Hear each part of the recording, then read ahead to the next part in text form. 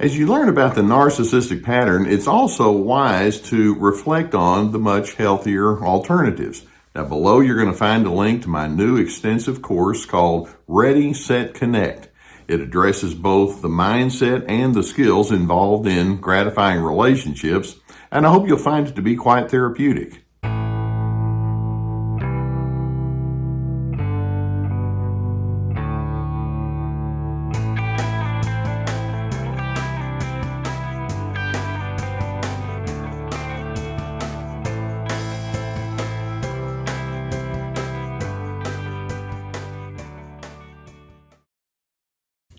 Let's begin today with a quick summary of what we're talking about when we use the term narcissism.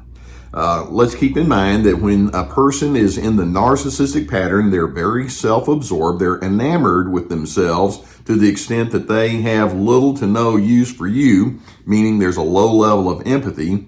They see themselves as being superior. They've convinced themselves that it's reasonable and necessary for them to control you, and as a result, they can be manipulative and exploitive. They can be very closed off to any kind of input because they assume that they are the standard bearers. Now, one of the problems that you can have when you're engaging with a narcissist is that you can see this pattern, and yet you know that the narcissist will try to put the responsibility for those characteristics onto you. And I want us to zero in on three different signs that implies that you are indeed dealing with somebody who has strong narcissism. And then I want us to discuss the problem of projection that goes along with that.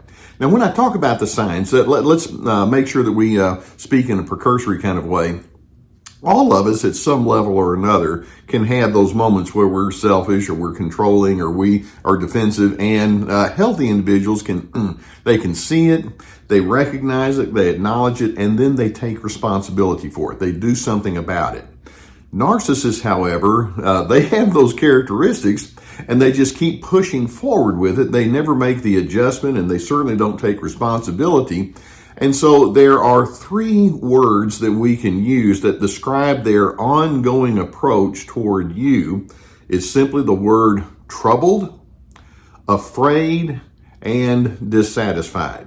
Now, let me break that down, and then let's go to our issue that we're talking about when we talk about projection.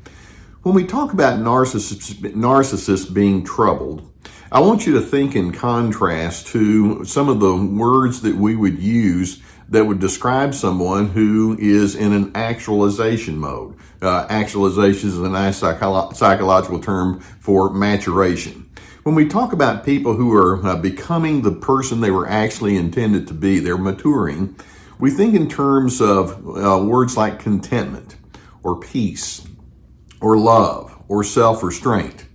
Does any of that describe a narcissist that you know? Chances are no. If narcissists have that, it's only in very fleeting moments.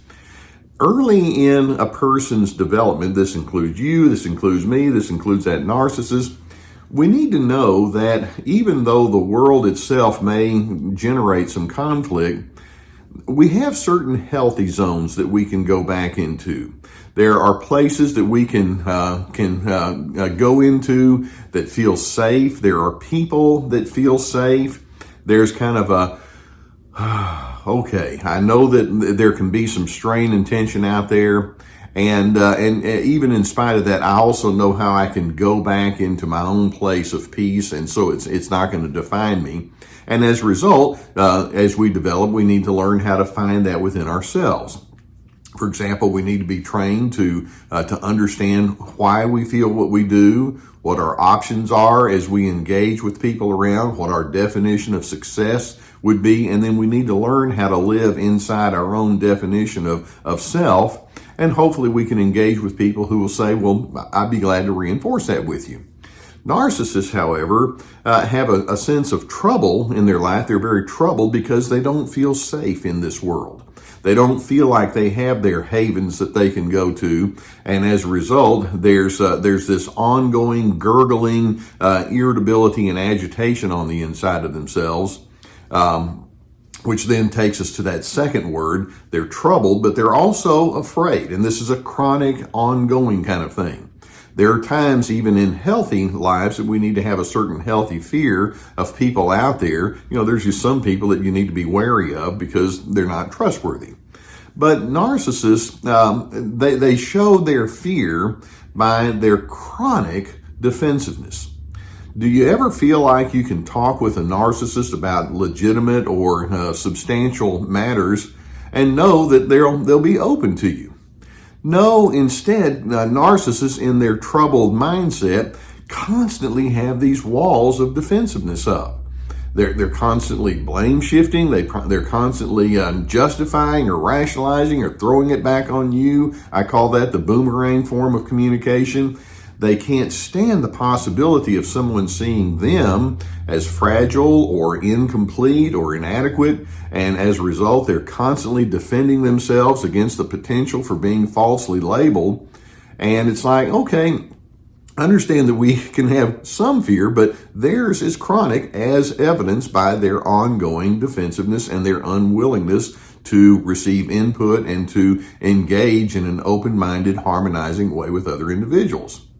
And then when we use that term dissatisfied, what I mean there is they're troubled from the inside out. They don't see the world as a safe place. As a result, they're fearful and highly defensive. And so this dissatisfied element or sign comes through as we realize these people are never able to find anything in front of them that they can truly say, now that's something I really like.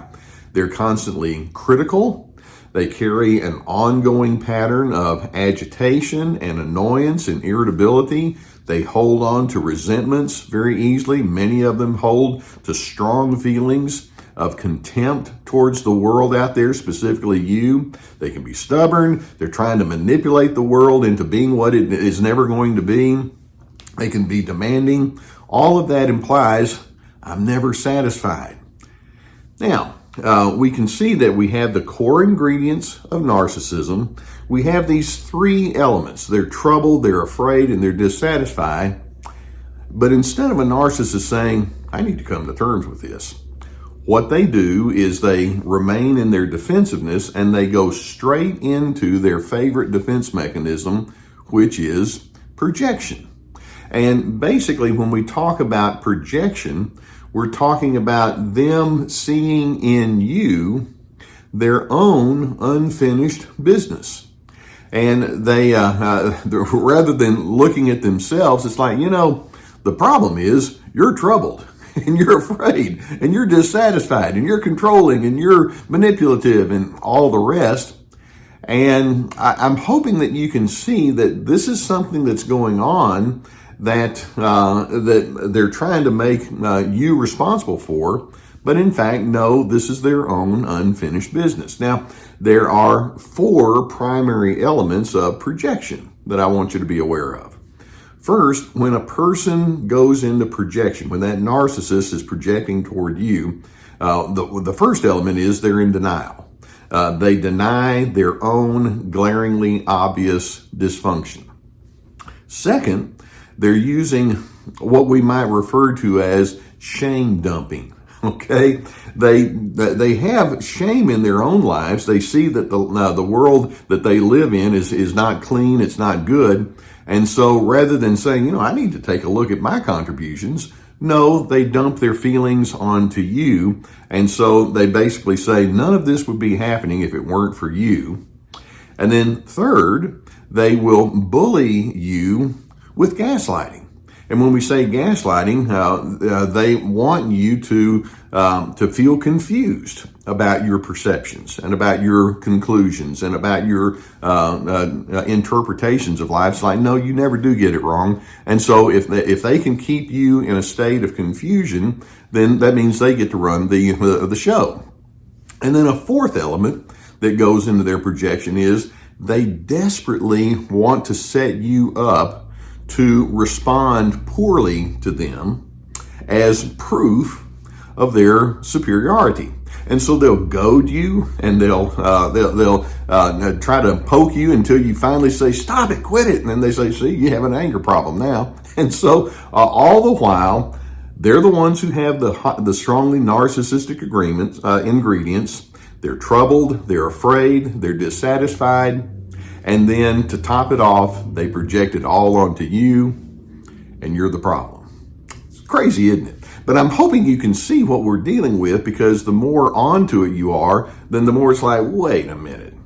And there are certain things that I know you can't really say these things to a narcissist, but if you could, you might have a response that says something to the effect of, wait, I recognize that you, the narcissist, would be acting this way regardless of who's on the stage with you, which means I'm not the issue. I have my own stuff that I need to come to terms with, and I have my own growth and my own issues that I want to make sure that I'm being honest about, but I'm not your problem. You, speaking to the narcissist, see me as a prop. You see me as someone to be used as you try to absolve yourself of your many dysfunctions, but you and I cannot progress until, in a healthy way, until you decide to come to terms with your own patterns. So I'm hopeful that you can see that we have all these characteristics of narcissism, which are predictable, and then it illustrates the signs that they have this are that they remain troubled in a chronic kind of way, they remain afraid, they remain dissatisfied, and then what's worse is they put their projections onto you. And I'm hoping you can finally conclude, Mr. or Mrs. Narcissist, I'm sorry that you're so troubled and you're so afraid and you're so dissatisfied. But in fact, I am going to be unable to move forward with you as long as you chronically blame and place the responsibility of your difficulties onto me.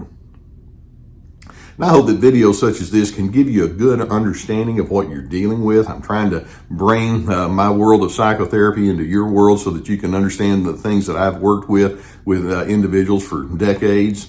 If you've not already hit the subscribe button, I would encourage you to do so, and we'll keep more videos coming your direction. Gus slept through another one, but that's okay. Gus is in. If you have a need for therapy, I'm pleased to be sponsored by the people at BetterHelp.com. There's a link below, and sometimes you need somebody that can help you unpack the issues that go along with dealing with all this that you may have in front of you. And so if that would be the case, I would encourage you to go through our link and check in with the people at BetterHelp.com. There's a whole team of licensed professional therapists that you could choose from.